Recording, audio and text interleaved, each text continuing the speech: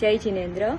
मैं निधि बाधर, सेमेस्टर 8 मोक्ष मार्ग प्रकाशक का 7वां अधिकार जैन मिथ्या दृष्टियों का विवेचन में आज मैं 198 पेज नंबर पर निश्चयाभासियों की चौथी भूल के बारे में की समरी करने जा रही हूँ।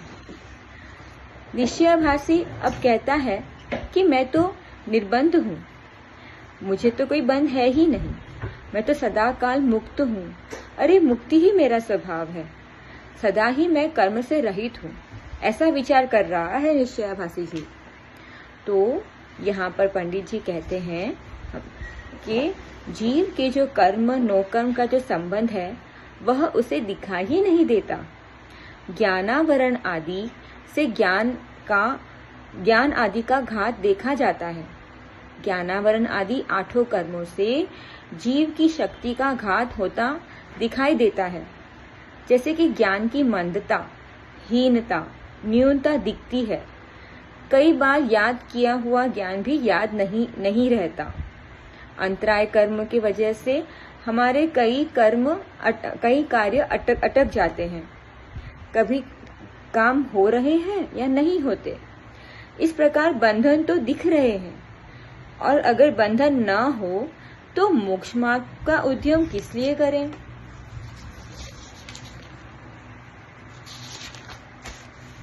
तो इस प्रकार शरीर की अवस्थाएं भी दिखाई दे रही हैं। कभी तिर्यंच, कभी नारकी, कभी मनुष्य आदि। हमारी संसारी दशा भी हमको दिखाई दे रही है। जन्म मरण यह सब कुछ दिखाई दे रहा है। कभी बुखार हमको आता है, कभी हमारी तबीयत अच्छी नहीं रहती। इस प्रकार की अवस्थाएं दिखाई दे रही हैं। तो बंधन के अनुसार परिस्थितियां बदलती दिख रही हैं।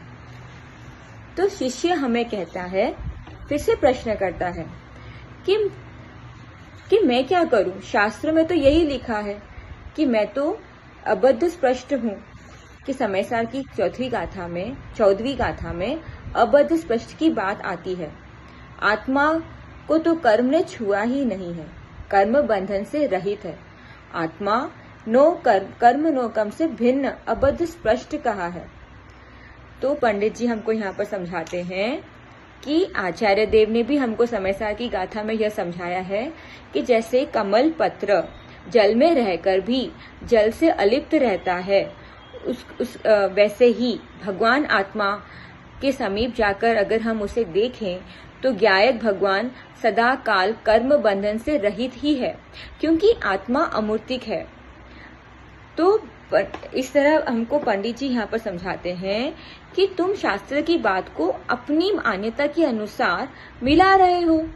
शास्त्र में तो यह भी लिखा है कि जीव अनादि से इस संसार में घूम रहा है, भटक रहा है, दुखी हो रहा है।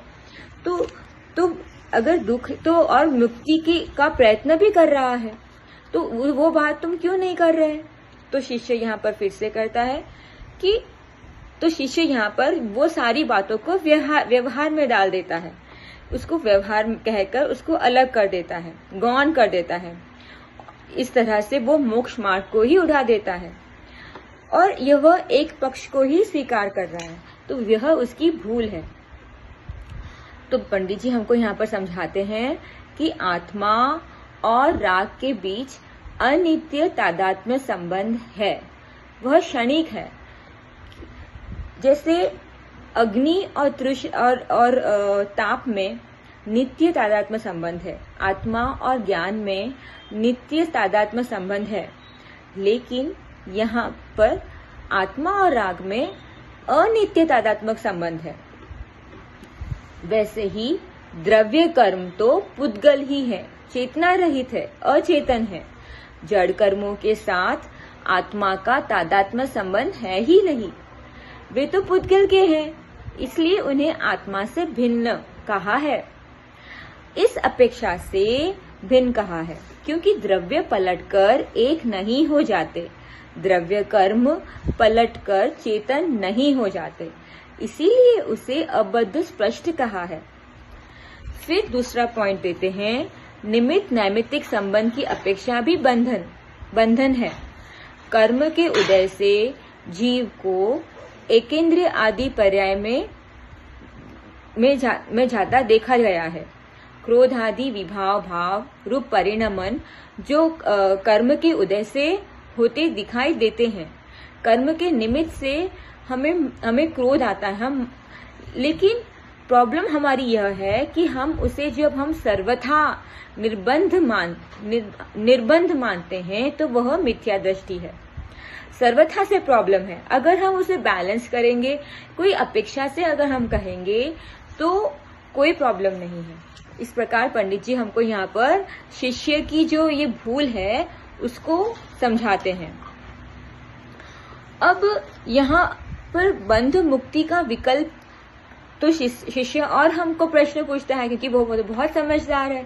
तो शिष्य हमको कहता है कि बंध मुक्ति का विकल्प करना नहीं है। शास्त्र में ऐसा भी कहा गया है। योगसार में ऐसा कहा है कि जो जीव बंध और मुक्त हुआ मानता है वह निसंदेह बनता है। तो आचार्य यहाँ पर कहते हैं कि यहाँ पर दो दृष्टियों से हमको समझाते हैं।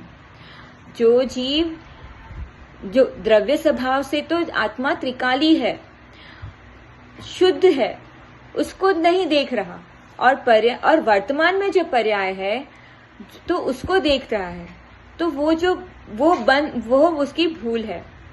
तो यहाँ पर जो है निश्चयभाषी जीव एक पक्ष को ही ग्रहण कर रहा है, वह उसकी यह प्रॉब्लम है।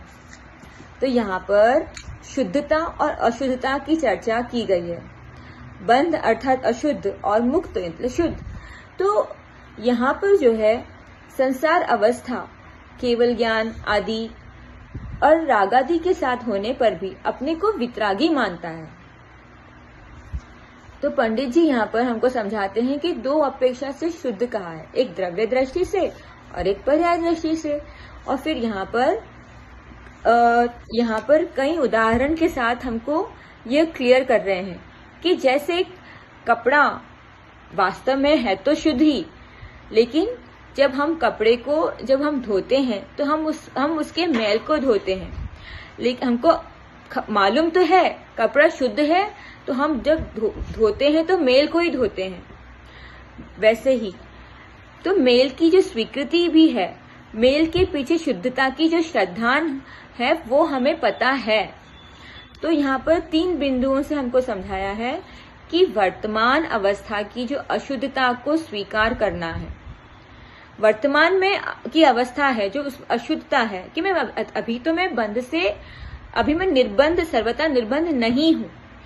फिर अंदर जो स्वभाव में शुद्धता है उसका श्रद्धान होना चाहिए।